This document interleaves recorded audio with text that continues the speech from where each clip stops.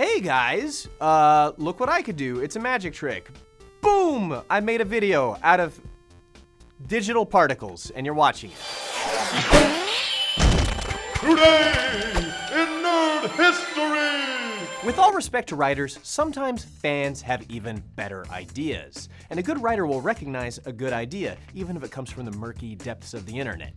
So here are 5 fan theories that are endorsed by their creators. Number 5. The genie is the narrator of Aladdin. The most popular weird Aladdin fan theory is that the movie actually takes place in an apocalyptic wasteland, which would account for Robin Williams' anachronistic riffing.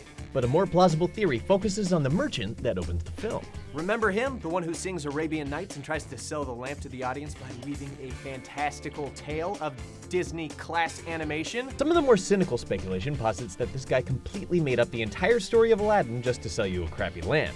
But the more optimistic theorists think that this merchant is actually the genie telling you the story of his past. Robin Williams does voice both characters. At an event for the special Blu-ray release, Aladdin co-director Ron Clements mentioned that he'd seen this just floating around on the internet, this idea, this crazy theory, and that it's true.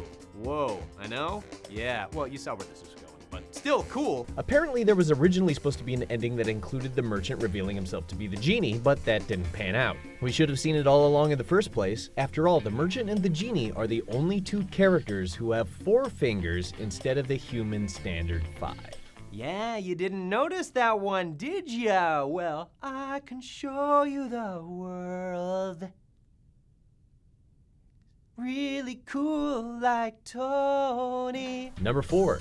Dumbledore is death. In Harry Potter, do you remember the tale of the 3 brothers? It tells the story of a trio who, upon narrowly avoiding a watery grave, were approached by death with offers of gifts for their cunning. The first brother wishes for a powerful wand, which he wields with impunity and is swiftly killed for. The second brother wishes to bring back his deceased betrothed and ends up killing himself to join her in the afterlife. And as it usually happens in these kinds of stories, the third brother is a little smarter. He asks for a way to hide from death and lives many years under the safety of the invisibility cloak before eventually revealing himself to walk off hand in hand with death. So one brother died for power, the second died for lost love, and the third greeted death like an old friend.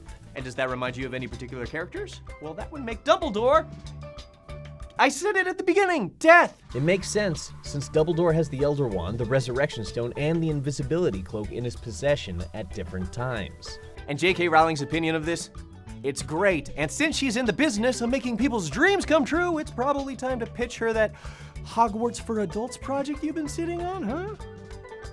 Okay, that's my idea, but you're welcome to it as long as it happens. Number 3. Frozen's a prequel to Tarzan. Frozen begins with Anna and Elsa's parents embarking on a doomed voyage across the sea.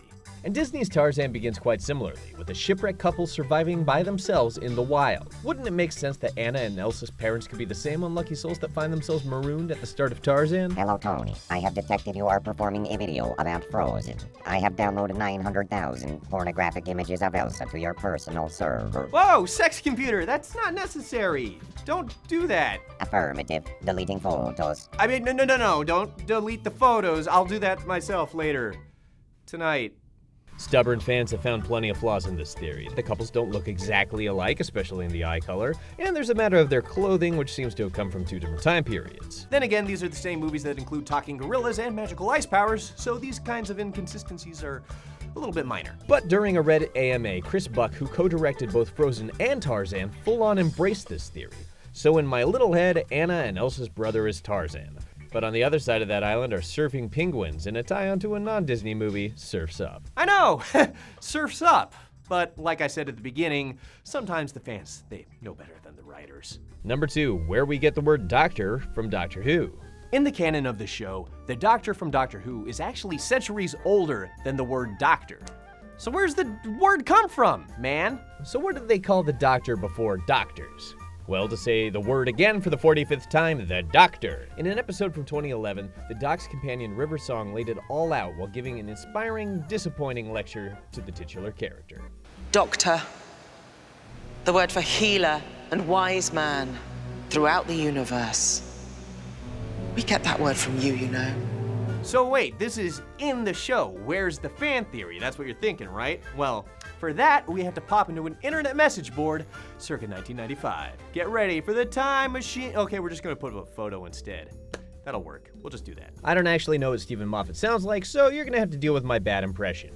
Here's a particularly stupid theory. If we take the Doctor to be the Doctor's name, even if it is in the form of a title, no doubt meaning something deep and Gallifreyan, perhaps our earthly use of the word Doctor meaning healer or wise man is a direct result of the Doctor's multiple interventions on her history as a healer and a wise man. If Stephen Moffat sounds familiar, well, it should. He's the showrunner for Doctor Who. Moffat was a big fan of the earlier incarnations of Doctor Who, and when he took the reins, he jumped at the chance to make his fan theory into canon. Yeah, okay, it's kind of cheating when it comes to officially endorsed fan theories, but that is what makes it so awesome, am I right? I'm right, of course I'm right. Look at me, do I look like I'm not right? I don't know. And number 1, Super Mario Bros. 3 is just a play. It seems so obvious now, but this one's pretty easy to miss when you're a kid. The eternal Nintendo classic Super Mario Bros. 3 begins with a set of red curtains being drawn open and the characters bouncing onto a stage. So it was all just a play? Other Mario games support this theory. When you first boot up Super Mario All-Stars, you see a bunch of silhouettes chattering before the curtain rises. It's like we're backstage before the show. Remember the strange intro in Super Mario 64 where the camera is revealed to be operated by a floating Lakitu?